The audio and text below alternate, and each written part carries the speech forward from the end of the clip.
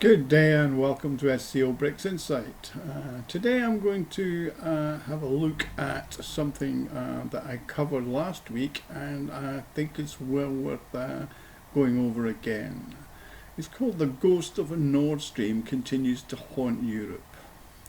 Now, I covered last week about who, why and what, but this is a bit more depth about the impact and effects. So the ghost of Nord Stream continues to haunt Europe. Now, Russia has pivoted to Asia with most of its energy output, particularly oil. It has increased gas supplies to China through the Power of Siberia, and a second pipeline is planned. LNG supplies to Asia continue to increase, and Europe's in pretty much of a quandary after it turned its back on Russian pipeline gas. Now that it's given up on Russian pipeline gas, even though every day some 40 million cubic meters of gas goes via the Ukraine transit system to countries like Slovakia, Czech Republic and Austria. And by the way, the Ukrainians still get paid by the Russians for that supply. Also, some 350 million cubic meters per day is transported through Turkish Stream via the Black Sea and supplies countries in the Balkans, including Serbia and other parts of that region, all of which continue to receive gas and want to do so. The main reason for the countries wanting that gas is it's cheaper than the alternatives available, and Gazprom is a reliable supplier. Now, the blowing up of 3 of the 4 branches of the Nord Stream pipelines was, as I mentioned before, the biggest act of industrial sabotage in history. Yet no culprit has been officially identified. This is despite the Swedes and the Danes allegedly carrying out their own investigations. The pipelines did transit their economic areas of the Baltic Sea, so they did seem to have a skin in the game. Now it seems Germany is looking into the matter, which is hardly surprising considering they were the main victims of the sabotage, and the pipelines were 30% owned by German companies. Given it's almost 2 years since the sabotage took place, why has it taken them so long, particularly when it's so obvious that no small, ill-equipped terrorist group could have carried it out? And the obvious question needs to be answered: who would benefit directly? By the way, European investigators, who were naturally very actively helped in this by the Americans, still haven't managed to find out who they suspect the perpetrators were or who was behind the sabotage. That's despite the fact that they managed to find a Russian trace in pretty much every other major emergency situation that happens almost instantly. Of course, it's pretty obvious who did the sabotage. It had to be carried out by either the USA or the UK, or they did it together. Nobody else has the capability to carry out such an operation, and they need to the cover of a major distraction. What would be better than a NATO Baltic Sea exercise?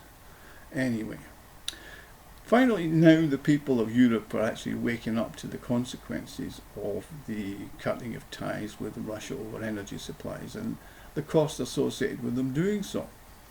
They were told that getting rid of dependence on Russian gas would give them energy independence, but all that's happened is they've abandoned cheap Russian pipeline gas for expensive LNG from other sources, and they've seen their living standards drop and their industries collapse. The people of Europe, despite all the statements about the transition to renewable energy sources, have been unable to abandon natural gas, but the transition to the suppliers has not been as smooth as they thought it would be, because purchasing gas in the form of LNG is actually more expensive than purchasing it in its natural form via pipelines. And they had to look around and see exactly where else they could find it. Now, firstly they looked at Qatar, but Qatar was in the middle of a huge project to expand its sector, and in the time they were looking in 2022, there was no free gas available because it's all distributed under long-term contracts, which is the norm. In fact, Europe had the gas from Russia under long-term contracts with Gazprom, which they promptly abandoned. Of course, they did get some gas from Qatar in 2022, but not in the volumes of tens of billions of cubic meters that they used to get of Russian pipeline gas. They also tried to buy it from Australia, another major exporter of LNG, but taking into account the distance between the continents and the cost of transportation, the Australians prefer to sell it to Asia, and the cost comparison of what Europe needed just was not there.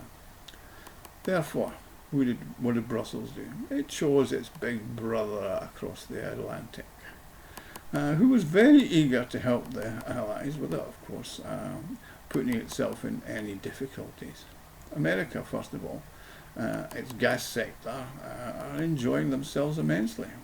Also did a sharp expansion in its production and exportation. So who started this grandiose political combination and the deterioration of the relationship with Russia? The transformation of the Ukraine to a springboard against Russia and the thousands of anti-Russian sanctions. One of the main goals was basically to get rid of Russian gas in Europe. And it succeeded to an extent, but not without, I would say, serious repercussions, though none of the repercussions were actually for the Americans, only for the Europeans. So Europe, it seems, must be very grateful to America that their politicians and industry and everything were able to solve all the problems, and they managed to send a flood of expensive liquefied natural gas to Europe, and with not too much difficulty. What was interesting was the readiness of the European politicians to reject cheap Russian gas and welcome the very expensive US LNG. They'd been looking for an excuse, both sides, Europe and the USA, to break off the relationship between Russia and Europe on gas supplies, which had been going on since the 1970s, and was pretty much the foundation of the German industrial export miracle and the transformation of Germany into the main economic engine of Europe. It was based basically on Russian gas, and the North Atlantic Treaty Organization, NATO, then became a convenient way of stopping the relationship, business relationship in energy between Europe and Russia. So, as a matter of that, what happened was America's desires to push Russia out of Europe and the Europeans to commit economic suicide coincided. So now you have a situation where the US provides about 60% of Europe's imported LNG, and that's happened just almost overnight. In terms of volume, LNG has now passed pipeline gas as the major supplier, although the EU continues to get pipeline gas from Norway, Algeria, Azerbaijan, and a number of other smaller countries, but doesn't really cover what was given by Russia. So, what Brussels is now doing, it's best to ignore, is what Europe and consumers are now asking every day. The Americans were always worried about the Nord Stream and were desperate to replace it. European politicians, desperate to please their US masters, decided to abandon the cheap gas and to use American there. However, that has resulted in a significant decrease in the standard of living of the Europeans. Europe didn't gain any energy independence that they were talking about, and all the other politicians. Of course, they'll not talk about this, but the European consumers can see this and understand perfectly that they are now just as dependent on American LNG as they were on Russian pipeline gas, only the US gas is a hell of a lot more expensive.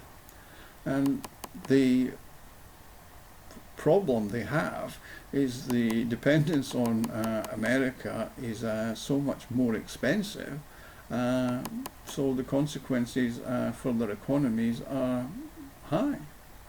The cost of replacing Russian gas is noticeable, particularly in the German economy, thanks to their energy policies by Olaf Scholz and his Green Coalition government. It's now slipped into recession and it's lost all its major competitiveness that it had in the world energy markets. The situation in Germany is now so bad that German companies are moving production to other countries like China, but preference is given to the US, where not only is electricity several times cheaper than in Europe, obviously than in Germany, but it also had adopted a special law to lure European industry under the pretext of fighting inflation. Anyway, so that's really how the ghost of Nord Stream has impacted in Europe.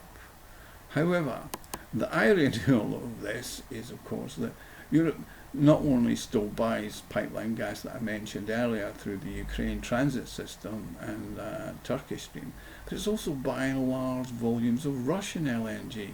Supplies are up 40% over the last year, with the main buyers being Spain and Belgium, but that's no doubt to transship to other places. So the efforts to reject Russian gas have had enormous economic consequences, and they will continue to be felt in the future. So basically the ghost of Nord Stream continues to haunt Europe economically and will continue to do so. I hope you've enjoyed this short video and will like and subscribe. Please visit our website, SCO BRICS Insight, where all the articles that we have about this and all the other subjects about what's going on in the Shanghai Cooperation Organization and the BRICS are available. So until the next time, thank you for watching.